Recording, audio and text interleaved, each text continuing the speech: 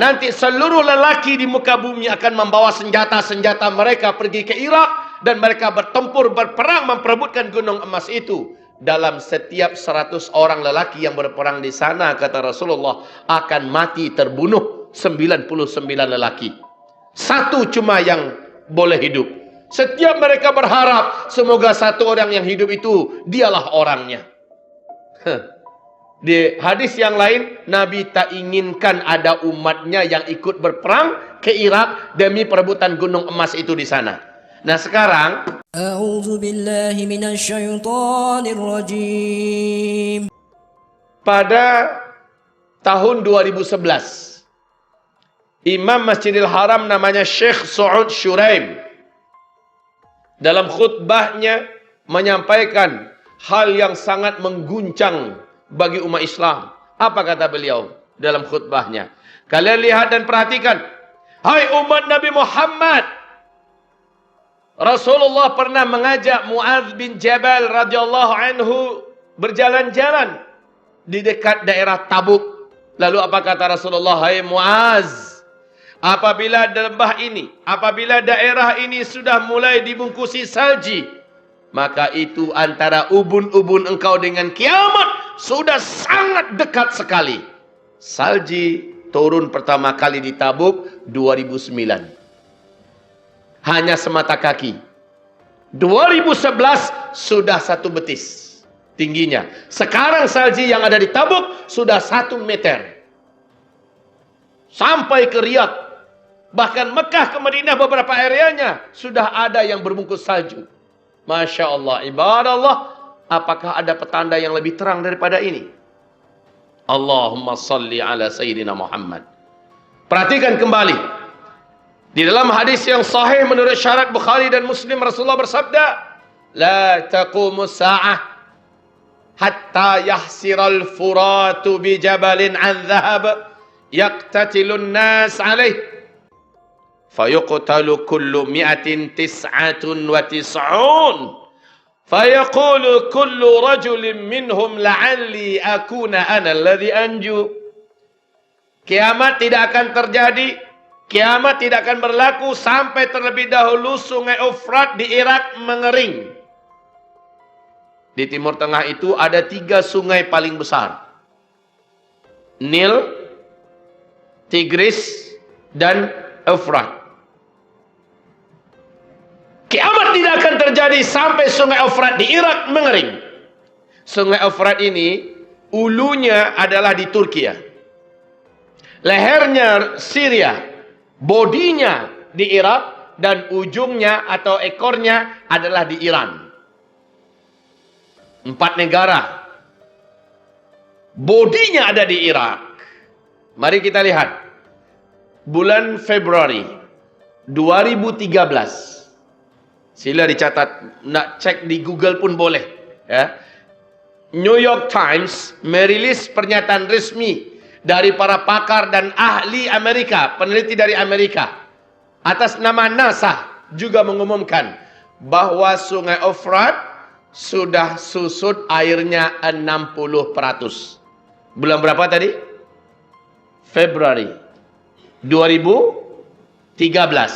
Menurut pernyataan resmi yang dirilis di New York Times, NASA mengatakan, para ahli dan peneliti kami mengatakan, sungai Efrat sudah susut airnya 60%.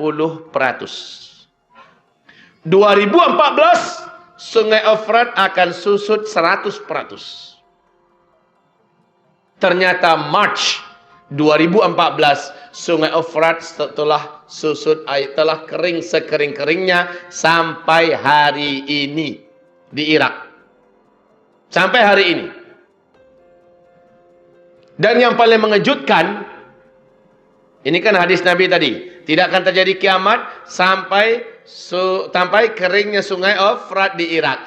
Dan manusia akan dikejutkan, kata Rasulullah, dengan ditemukannya gunung emas yang sangat besar dalam perut bumi Irak, di wilayah yang dilalui oleh sungai Efrat.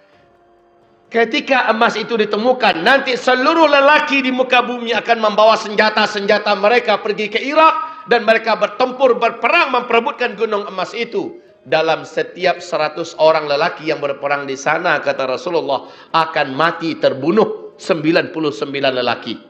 Satu cuma yang boleh hidup. Setiap mereka berharap semoga satu orang yang hidup itu dialah orangnya.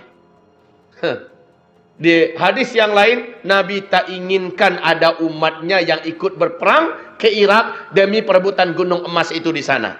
Nah sekarang, George Walker Bush. Masih ingat dengan makhluk yang satu ini? Masih ya? George Walker Bush. George Bush. Sebelum dia digantikan oleh Barack Obama, masih sempat berpidato di depan Gedung Putih. Dan pidato ini masih ada di YouTube. Apa kata George Bush?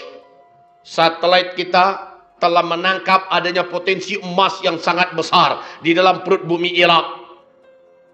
Amerika Serikat selaku polis dunia akan memastikan emas ini aman dari para penjahat-penjahat yang tidak bertanggung jawab. Wah, bahasanya macam dia bukan penjahat saja.